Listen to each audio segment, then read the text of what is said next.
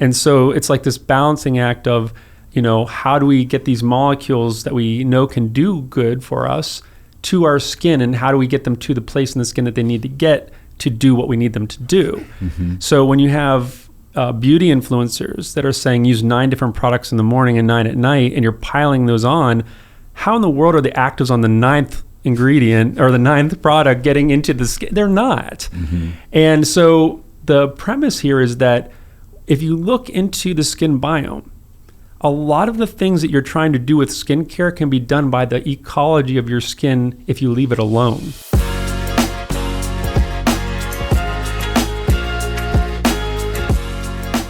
Hello everyone, and welcome back to the Technology of Beauty, where I have the opportunity to interview the movers and shakers of the beauty business. And today is no exception. Today in our studio we have Thomas Hitchcock from Revance. Hey Thomas. Hello, how are you? Good, how are you? I'm okay. Where'd you fly in from? I just flew in from Dallas today, but I've been in Mexico, Japan, and Nashville in the last 2 weeks. Wow, that's a lot of travel. Yeah, I'm a little jet lagged. I bet you are. Yeah. So you woke up this morning in Dallas? Yes, I did. Okay, are you going to spend the night here or are you headed back? I'm heading right back after this. Well, we sure appreciate you coming and being on the show. So thank you very much. I appreciate you having me. Yeah, absolutely. Before we get into your book and the various wonderful things that you're going to teach us all about, can you tell us where you're from? Where'd you grow up? Sure. So I grew up in the Washington, D.C. suburbs in a city called Manassas, which is probably, for any history buffs, is where some of those wars were fought in the Civil War. I lived there till I was about 17, and then I got out. Got out? Yeah. Sounds like you're escaping or something. Yeah, I got to say that while the D.C. area was an interesting place to grow up, a lot of history, it wasn't necessarily the place that I gravitated towards. I was more into the arts at the time, and so I wanted to get out somewhere where I could be more art-centric. Okay, well that brings me to my next question. Where'd you go to school? So I ended up doing my doctorate at a school called Clemson University. That's my terminal degree that I did. That's in South Carolina. Sure. And so I spent pretty much all of my education, undergrad and graduate school, in South Carolina. And then I ended up getting a postdoctorate at Duke University, which is in North Carolina. And then I ended up with another postdoctorate at Yale University, which is in Connecticut. And then I ended up doing a fellowship at Weill Cornell Medical College, which is in New York City, which there's no more arty or artsier than, I guess, New York City. And so I ended up kind of staying there for a while. Please tell us what your PhD's in and 3 postdocs. Okay, so what's the subject matter? My PhD was in genetics, and so was in DNA damage and repair. And so basically, that's actually where I started to. Actually, it's not where I started, but it's where I really started to focus on studying prokaryotic genetics, because I was looking at both human and prokaryotic genetics and how they fix DNA when you break the DNA a number of ways. Then I went on to, when I was at Duke, we were studying tissue engineering, both Duke and Yale, basically growing organs in bioreactors. Okay. One of which was in the news not too recently, or very recently, I should say. There's my mentor there had started a company when I was in my postdoc, and it recently got FDA cleared or approved for the market for artificial arteries. Okay. This is at Duke? And Yale, yes. And Yale, both. Yeah. Mm-hmm. Okay. And then at Cornell, it was more focused on tissue engineering for oncology for multiple myeloma, which is a pretty big departure from what I was doing. I'll say. But there's a rationale as to why I switched. One of the big things that tissue engineering is fascinating. It really is, growing a whole organ. But what I quickly learned when I was doing my research at Yale was you can take a perfect organ and implant it into a diseased system, and the organ will become diseased. So it's you have to look at it as more of a sophisticated Band-Aid. So I started to think gene therapy was more changing the system, which is probably what you need to do to address systemic disease, versus just putting a sophisticated Band-Aid on it.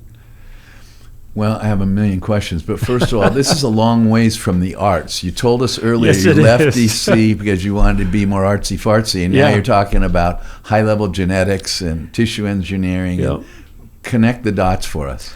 So, I've always kind of been split-brained where I've always been pretty good at the sciences and maths, but I've always really also enjoyed the arts. And so growing up, I was drawing, I was in the choirs, I played piano. I actually won a piano competition when I was in high school, classical piano. I did theater. And so when I was an undergraduate, I was doing double major in biology and chemistry. And I actually was going to go to medical school. And I applied, did my MCATs, got in, all that stuff. Then basically had a panic attack, how I was going to pay for this, shadowed a surgeon and just felt that I wasn't really good at dealing with watching other people in pain. And so I told myself if I got into a Masters of Fine Arts program that I would do that before deciding what my terminal degree would be. And I got in and ended up getting a Masters in Fine Arts in solo performance. And did a lot of Shakespeare, and that's one of the quotes in my book, which, by the way, I brought you a copy, so I'll give that to you. Thank you very much. We're going to get to this book in just a moment. Thank you. But yeah, so I actually have a quote from Shakespeare in there, but that's something that I did for a couple years of my life, is perform on stages in front of thousands of people. Got to the end of that, and I remember talking with some wise counselors that basically said, look, most people don't make a living doing art. But you also have a knack for science, and so why not just get a scientific terminal degree that you can fall back on? And I did that, and I just haven't stopped doing science since. And when you were performing, was it playing the piano? Was it acting? Was it singing? Was it all the above? It was mostly acting, and speaking. And so it's actually served me really well in my roles because I do a lot of lecturing. And so it prepared me a lot for that part of my job, where a lot of scientists do have a hard time speaking in front of people. Right. It's really helped me in my roles. I bet.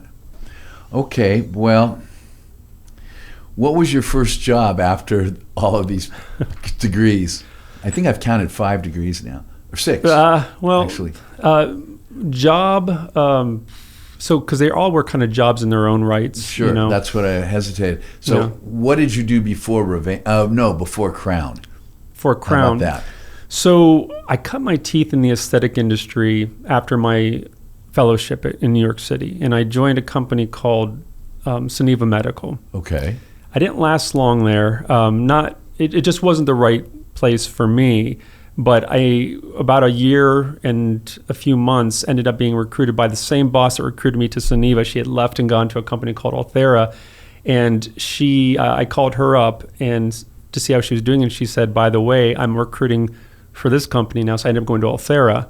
Now, was she a recruiter or she worked for Althera? She worked for Althera. She had left. Had it been already acquired by MERS? No, this was several years before. Okay. And so I saw that as a way better fit for me because as a scientist, I'm not really good at sitting still and just treading water. I want to be inventing. I want to be innovating. I want to be actually building. My favorite thing to do at a company is build, not just to tread water. So basically with Althera, they were still building their company. They were building, and the technology was still building and growing. And so I joined that company, and I'm glad I did because they ended up selling to MERS, and we all made a nice bit of money from that sale. And thank you, Matt. Yeah, Matt Likens, one of the best CEOs. Not a pushover by any means, but one of the best people to work for. Mm-hmm. He had a degree of, he was very, very hard as far as what he demanded, but he also was very compassionate about how he did it. And so it's hard to explain to someone who hasn't worked with him, but I got to say that was probably the best job I've ever had as far as Shh, don't let Jeff hear that. Well, it's different because I wasn't an executive in that role, and so it's a very different world being an executive versus not being an executive. But I actually took the money from that and I started a company called Zycro Therapeutics, which is where I ended up selling that to Crown. That's how I ended up being at Crown. But I also co-founded a company called Bellis Medical that we ended up selling to Crown as well. And so both of those companies got acquired by Crown, which is now Revance. Mm-hmm. And so that's how I ended up at this job. Okay, I want to go back. Yeah. Who is the woman that you worked for at Suniva that went to work with Matt at Ulthera?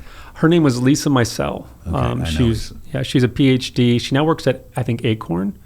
She does. Yeah, and she was great. She was really a great boss, great person, a lot of fun to, and I'm still friendly with her. When you were with Matt at Ulthera, were you working with ultrasound? Yeah. And so you're a PhD. We talked all about genetic engineering and Yep. so forth. I didn't hear anything about technical or engineering per se. Right. What was your role at Ulthera as it relates to ultrasound energy?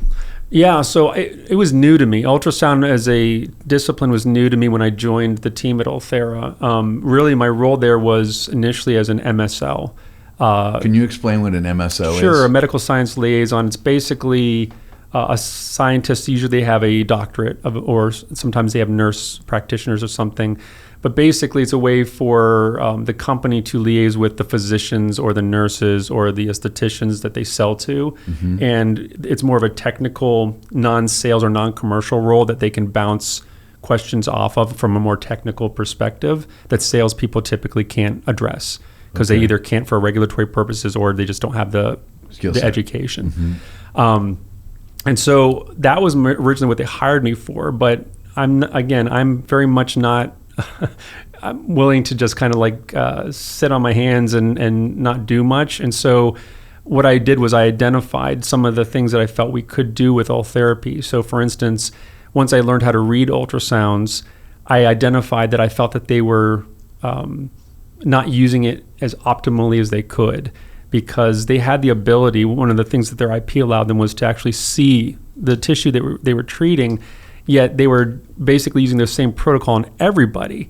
But I said, if you look at these images, everybody has different morphology. And shouldn't you be choosing your treatment based on the morphology that you have in front of you? Because if you're shooting into fat versus fascia, you're going to get different results. And that was where they said, okay, well, tell us more. And so they actually let me set up a biology lab. They didn't have, all their R&D group was all engineers, ultrasound techs and engineers. Right. They had no biologists. So this is a company that's trying to treat biology, but yet nobody had biology training in the R&D group. So I was the person that then ended up being the biology expert for the company to actually, we did cadaver research, animal research, all this type of research to actually show how to best use the device. And that's kind of where my role ended up there. And that's where I started getting involved in more R&D. Were you in Arizona at the time?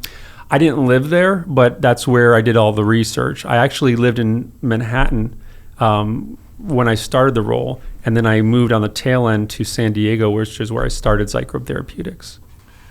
So you introduced the idea of visualizing not just between patients, but within the patient, like when we were over the parotid versus when we were over the jowls and so forth. You are the one that introduced the targeted Ultherapy? Yeah, I mean, I was definitely one of the people that was pushing for that because back in the day, I remember people were kind of perplexed where people were either getting home runs with it or they were seeing no results. Mm-hmm.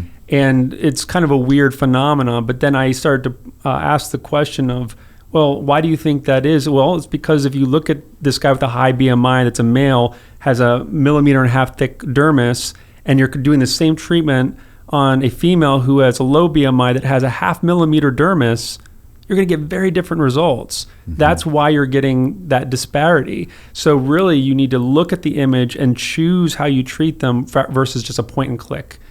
And in aesthetic medicine, I think that's some of the pitfalls that we fall into is this whole everybody gets treated the same way and then wonder why we're getting a variety of results. Mm-hmm. I mean, I don't know how you feel about that. No, I agree. You know, yeah. So you didn't go to MERS though. When MERS acquired Ultherapy, you went to San Diego. You took your fortunes and started another company. Well, I stayed with the company for about a year under MERS, but it was very short-lived because I ended up coming up with this idea for the Zycrobe technology, as well as I was already working with Bellis Medical to try to get that company off the ground as well. And so I was getting way too distracted, decided I needed to jump ship because you can't be an entrepreneur and work full-time for MERS. Okay. So I was already in San Diego, and I actually took my ideas to Johnson & Johnson, who had an incubator there, still does, and they accepted me in an incubator, and I said, okay, that's the universe telling me it's time to start my own thing. Absolutely. And then that went on to Crown, and Crown picked that up, and now you work for Crown. Yeah, now Revance, actually, but yeah. Now Revance, that's right, as of last Monday. Yep. So what's your role at Revance then? Let's jump right to Revance. Okay, so I'm the Chief Innovations Officer. I was the Chief Science Officer for the last 5+ years. When Crown acquired my company, they asked me to stay on as a CSO. But now that we've merged, we have another talented CSO, and so we decided rather than fire one of us, we would carve out 2 different roles. And so I am now the Chief Innovations Officer that heads up research and development, clinical development. Would that fall into M&A and acquisitions of new companies and technologies? Yeah, so my role in that aspect has not really changed. They have involved me in that since the very beginning, mostly just as the technical expert to evaluate whether or not we should even be looking at, any given company or technology. It might become a little more intense now in the sense that I'm freed up from doing medical affairs. That's now under the CSO. So now I can concentrate more on really what drives the pipeline for Revance. And you're referring to Connor, right? Yes. Yeah, he's been on the show. Yes. Yeah. Yes. Great guy. So let's get to the book. Okay. What the heck is the biome? It's not the gut biome, it's the skin, right? Well, biome is a word that overarching can be used in many different ways. Like different biomes, like for instance, you can talk about Antarctica has its own biome. Okay. But also when you look microscopically, the human body has its own biome, and there's many different biomes within that even. So the skin has a biome, the gut has a biome. Even within the skin, there's different biomes. So the armpit has a different biome than the face, which has a different biome than the foot, etc. So biome is really the overarching ecological system. So not just the living things, but also the non-living things. So for example, on the skin, we have the human skin cells, or all the human cells. Mm-hmm. We also have the microbes that live there, which is bacteria, fungus, viruses, archaea, other little monocellular creatures like paramecium and all those things, little worms and stuff. We know the Demodex. These are all things that make us a little squeamish when we talk about it, but it's the reality. It's what lives in these biomes. But we also have the environment. So we have the sebum that's produced, the sweat that's produced, the pH, oxygen or not, or lack of oxygen. And so that also constitutes part of the biome as well. And how does this relate to skincare and the products? Well, that's if you look at the subheading of the book, one of the premise that we are the arguing. The rebooting part? No, the bottom part. Oh. Yeah, so the premise that we're arguing is that if you care for the biome, it's better than any ingredient on the market. And I'm adamant that that is the case. Now, whether that's the easiest thing for people to digest is another story. But, when you think about what is on your skin, what constitutes your skin. And of course, the gut has a lot of parallels that we also talk about in the book. There's a lot of parallels between them. But when you look at the skin, you have to ask yourself, okay, what are the substances that we kind of say are the go-tos for skincare in general? We got retinoids, we got HAs, we got vitamin C's, or antioxidants in general. We've got peptides, all these things that are shown to be quite good, both in lab experiments as well as in clinical research. We've leaned on these for a long time, but they're not without their challenges, right? So retinoids can be great, but they can be finicky too. Like they can be very irritating. Some people can do really well with them, while other people just can't tolerate them very well. And there's different degrees of retinoids, from cosmetics to prescriptions, and, choosing which one's right for you and how long to use them and what effects they have over time is starting to become more controversial. Vitamin C's, absolutely critical for us, but formulating with them is a challenge because they're easily oxidized. They easily fall apart, and technologies that have attempted to make them better actually make them less bioavailable. And so it's like this balancing act of, how do we get these molecules that we know can do good for us to our skin, and how do we get them to the place in the skin that they need to get to do what we need them to do? Mm-hmm. So when you have beauty influencers that are saying use 9 different products in the morning and 9 at night, and you're piling those on, how in the world are the actives on the 9th ingredient or the 9th product getting into the skin? They're not. Mm-hmm. And so the premise here is that if you look into the skin biome, a lot of the things that you're trying to do with skincare can be done by the ecology of your skin if you leave it alone. So, for instance, one microbe in particular that I've been fascinated with is the one that we thought caused acne, which we now know is not really the case, which is called Cutibacterium acnes. And this it's much more nuanced than that, because that's a species, but it's the strains under that are important, because some strains are associated with diseases, some strains are associated with skin health. But what we have found out is that every single person on the face of the earth is riddled with this species, especially in the sebaceous area of the skin. But the species actually spits out molecules when it's functioning in symbiosis or imbalance with the human, that act like retinoids, that act like antioxidants like vitamin C, act as tyrosinase inhibitors like vitamin C, actually help the body modulate sebum production. And so the exosomes that are the big buzzword of the last few years, these microbes actually produce their own versions of exosomes. And so the point that is most impressive to me as a scientist is that these microbes already are part of the balanced ecosystem of the skin, and they're able to do all of these things. So why are we trying to kill them, and why are we trying to replace them with all these molecules that are very finicky and hard to deal with? And so in my mind, I would like to propose to people that how do we get to a place where it's like we're not touching our skin, even though we have to touch our skin? And that's where, the book comes in and starts to explain how we do that. Tell me about the products that you have at Crown, now Revance. Yeah. So we developed a line called BioJuve. And basically that's the whole premise behind BioJuve, is that in today's world, we're not going to get away from our habits of washing, using makeup, using other topicals, things that we've done for a long, long time. If you go back to the Indian groups in Middle America that are untouched by civilization, they don't get things like acne and rosacea and skin cancer and stuff like that. But the reality is we're not those people. We're in a modern society and we have modern habits. So BioJuve allows us to actually reclaim the balance, the symbiosis of the microbes with the human tissue, while allowing us to continue to have our modern day habits. So basically it all centers around this Zycrobe technology, which is basically taking a specific subspecies of C. acnes called C. acnes defendens, and a particular strain of that, and modifying it to where you can actually every day put on a fresh amount of that.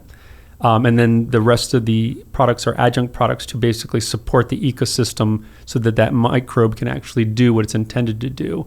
And that particular subspecies is at the hub of the balance of the other species that live on the skin, like Malassezia, Staphylococcus species.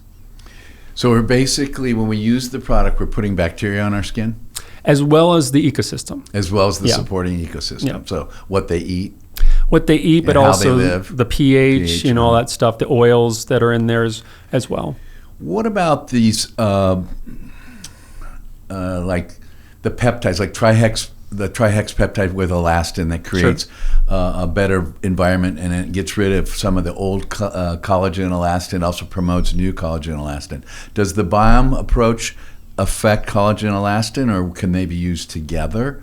There's no reason they couldn't be used together, and that's actually one of the things I probably have said incorrectly in the past, because I've been asked many times over the last couple of years, can we use other things with this? And my answer has always kind of been the same, but I've voiced it differently, which is we've only studied it in the clinic with the products we've made, because there are tens of thousands of products out there, and we can't say that they are all can be mixed together, right? That's like saying, can I mix coffee can I use sugar or salt with coffee, and can I use either one? The answer is yes, you can, but you're probably not going to like one. You'll probably like the other. So when you're mixing things, it's about being thoughtful and intentional about what you're mixing, why you're mixing them. When it comes to adding a live microbe to the skin, you're probably not going to want to wash the face directly after with a benzoyl peroxide, or to put something that's antimicrobial on. So for instance, bakuchiol, which was kind of getting a lot of airtime several years ago as a alternative to retinoids, is extremely antimicrobial. And so, while, we would like to say, yeah, you could use it with that, it doesn't make sense. When you're, spending money to put these microbes on your skin, you probably don't want to put an antimicrobial on at the same time. Could you use it in the morning? Yeah, maybe. Could you use it later when you've got what we call engraftment, which is once the microbes have kind of made their home in the skin? Yeah, that's probably a better idea. The microbiome of the skin can become quite resilient once it's engrafted, but when you're trying to get engraftment, it's probably not the time to fool around. And so I tell people, you have to think about rebooting the skin biome the same way you would do it with the gut, which is if you were having like IBS or other issues with the gut and you're saying, I need to go to a nutritionist and figure out what's causing my GI issues. You don't go to a GI doctor and then say, you know what, just start eating celery, but keep your diet the same and it'll fix it. No, they say, stop eating all of your diet. Here's the diet we're going to give you, a very specific regimented diet. Let's see how you react. And if you react well and it starts to fix your problems, then eventually you start taking other things that you used to love, piecemeal, bringing them in to see if you react to those. And if you don't, you can start to build a regular diet out. With the skin, it's the same thing. Is if you have dysbiosis and you're trying to reboot the skin biome, it doesn't make a lot of sense to keep all of your habits and then just add something else. Probably what you should do is just stop using everything, do what you're trying to achieve, which in this case would be using the BioJuve regimen. And once you get your skin under control, then to start bringing in all your favorite things and go back to a more established regimen, including the microbiome. And so that's kind of the answer to that. Okay. Yeah. So if I were going to switch to BioJuve or Aaron or anybody, sure. And let's say my complaints were aging skin, so wrinkles and brown spots and red spots and so forth. Does the BioJuve, is it smart? Does it affect all those, or where is its best use, or is it all the above? So, and then before you answer that, also, then there's young people, and we talk now about prejuvenation instead of rejuvenation. So address the 20 and 30-year-old versus the older person. So one of the older population, one of the interesting things is that as we age, we see many labs have seen a shift in the type of microbes that live on the skin, because as we age, we tend to produce less sebum. And so the lipophiles on the skin, like Melasthesia, also some staph species, but also C. acnes, start to decline. Now, that might sound good if we thought those species were bad for us, but the fact is, if you look at older skin, would you say that's healthier than younger skin? No way. Yeah. So why would we say that? Why would we make the decision then that the microbes that we're seeing a decline of actually are not good for us? And so additionally, for instance, C. acnes in particular, that species, if you look at all the major inflammatory skin diseases, acne, rosacea, dermatitis, psoriasis even, there is one species that seems to be deficient, and that's C. acnes. So the real idea is that you're trying to reestablish a symbiotic ecosystem, and it turns out that C. acnes as a species is really central to the hub of both young and healthy skin. And so what we're trying to find out is, well, can we reestablish the phenotype of young and healthy skin if the person that is wanting to use it doesn't have that particular ecosystem established? So if we're older and we have a deficiency in that, can we reestablish a healthy phenotype by putting back the microbes that we're deficient in. And so in the clinical research that we've done, and so we've done about 5 studies now, 3 of which are published, 2 will eventually.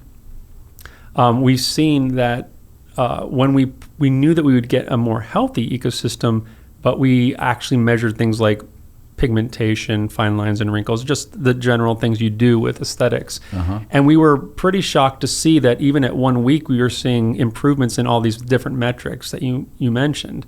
And so then it came down to, we gave our scientists the task of trying to, in the lab, explain why we're seeing these clinical benefits. We started to find out piece by piece why we are. So for instance, we found out that these microbes are actually activating the retinoid receptors, but in a very moderate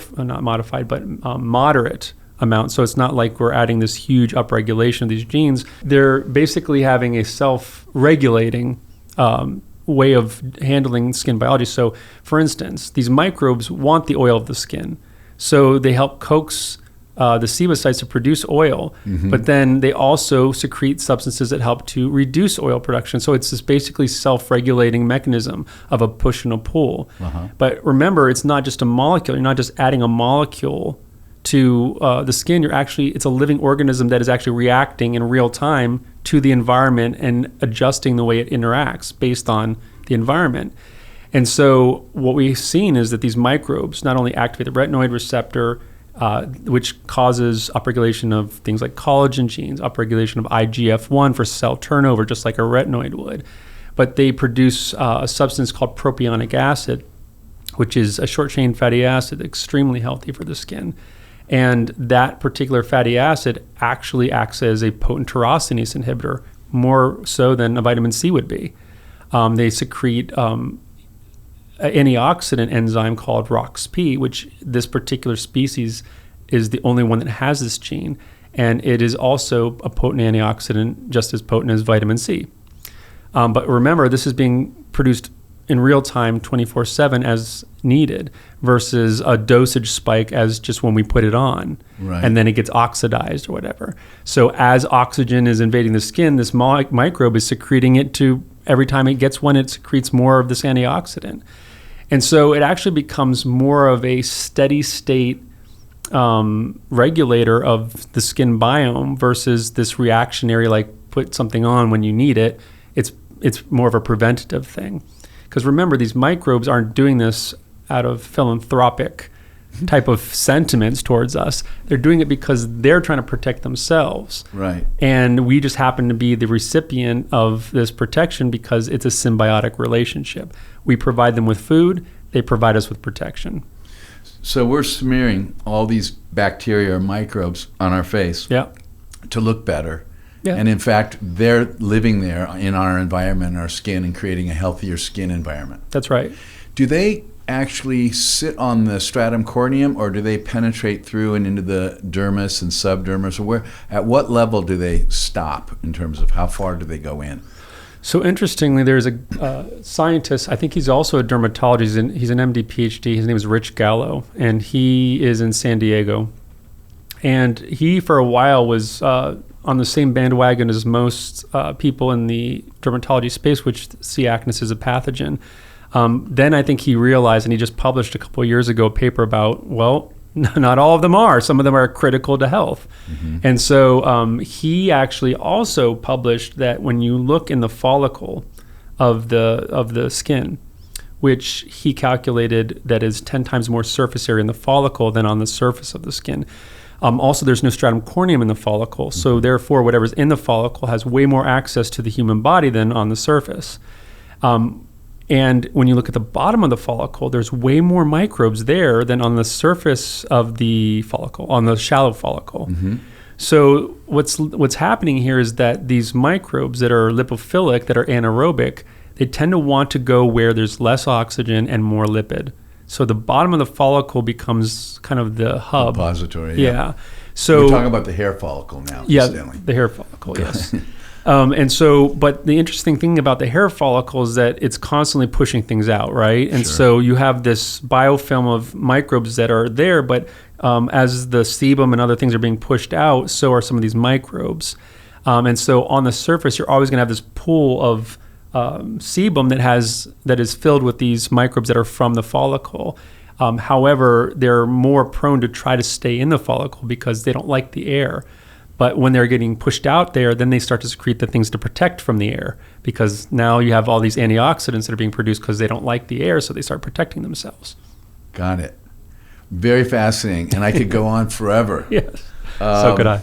You've been at the forefront of a lot of research and a lot of things. When you look into your crystal ball and you think about the next 1 year, 5 years, 10 years, what do you see? What are we going to be looking at 5 years from now?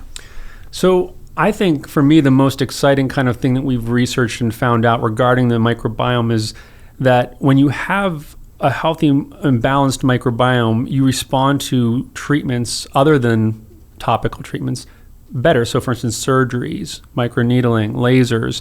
We did a study where we paired it with a device that we sell called SkinPen, which is a microneedling device. And we found that when you paired Biogy, which is trying to get a healthier microbiome on the skin, with the microneedling versus generic skincare, you see significantly better results. And so we, in my mind, I think what we need to do as a discipline is determine how do we best get the healthiest skin to prepare both as a prophylactic and a post-treatment regimen in order to get the best results from all of these treatments that we do in aesthetic medicine. So is that where we're headed? I think so. I mean, that's where I'd like us to head and where I'm pushing in our research to help physicians to understand how we can best achieve that. So SkinPen is an in-office procedure, correct? That's right. Variable depths, right? That's right. What's the range? Quarter millimeter to 2.5 millimeters. Okay. Depending on what the target is. That's right. And then you send the patient home with this Wonder topical. Mm-hmm. And you've got these holes in the skin, basically, but normally they go through the hair follicle, but now you've put these holes in the skin. Are they going through those holes? That's not the goal. And so one of the things I think people don't realize is that those holes close up pretty quickly. Mm-hmm. We don't, at least for the last good amount of time, when I've been doing research on microneedling for 10 years now, and the goal for me is not about trying to get things into those holes. Those holes are basically injuries to coax the skin to remodel. Mm-hmm. They're not necessarily there. We're not producing them to push things into the skin. My philosophy is a topical for a reason. A topical is not made to be injected. You don't formulate a topical with these carbamers and stuff to actually go into the tissue. You could use a pharmaceutical grade substance, like some people want to use tranexamic acid or something like that for melasma and needle that into the skin. But most of what I've observed is that you get very little benefit to an acute needling of something into the skin. The benefits are in the remodeling that's caused by the injury and then the habitual use of a topical. So if you want to use the acid, it's more likely going to benefit you to use it topically habitually than to needle it in once. And so I don't advise people to take that as their first tactic of needling something into the skin. It's more about what you do around the procedure that's important. Okay. What changes do you see coming with the SkinPen in the future? It's a good question. If you can tell us. Well, it's a good question because we just launched our latest device, and Jeff Bedard, the CEO of Revance, he actually said to me that my next kind of project is the next generation of SkinPen. So I've been working with my team to kind of storyboard, if you will, to put an art term in there, kind of what we see as the next kind of iteration. There is some advances that I really can't get into that I would like to introduce, but there's a lot of logistics that go into even these smaller devices that we have to worry about, price point, cost of goods, all that stuff. So really at this point, I can't share more information other than yes, there will be advances. What they will be, I can't quite say yet. Do you ever see in the future the day coming where a patient could treat themselves at their own home, a home-based device of a SkinPen? Or something like a SkinPen? Well, they already have stuff that they have on the market that are... right, there's rollers and stampers and so forth. Yeah, The problem is that there's a lot of non-compliance in our market of devices that are not supposed to be sold, because these are medical devices cleared by the FDA only through prescription. And the problem that I see is that there's a lot of safety issues when used properly and by people that are trained to do it properly. Even at home, it's probably safe. The problem is that there's going to be a lot of people that aren't trained properly. For instance, I saw a young man on the social media that thought it was a good idea to take a peel and then needle it into his skin. It was a sal acid and then like another lactic acid peel or something. It was very popular. It was this red peel. I can't remember what the composition was, but basically he put it on his skin and needled it in and ended up causing severe chemical burns. Mm-hmm. And so unfortunately, when you have something that is going to be breaking the skin surface, that could lead to foreign body granulomas. It could lead to burns. It could lead to necrotic tissue, infections. And so that's why I don't necessarily recommend that people go home and do it themselves if they're not trained properly, like if they're not licensed to do this. Yeah, I mean, do I see in the future where people can take stuff home and do it? Maybe if they're guided by somebody who can give them the proper, methods by which to do it. But at this point, the FDA has regulated that anything that actually goes into living tissue is a medical device. Doesn't the depth of the penetration also affect the likelihood of complications? Yeah, it does. Depending on where you get the substance that you're needling in, or even if you're just needling without a substance, yeah, it does. If you have a sterile device, and you clean the skin properly and such ahead of time, and you don't reuse the devices, it's pretty unlikely you're going to get too bad of a side effect. Unfortunately, though, people, they try to save these cartridges and reuse these rollers, and that's where we start to run into possibilities. And also them being told to needle in topicals. If it's not meant to be injected, you probably shouldn't be needling it in. Okay, that sounds like good advice. Yeah.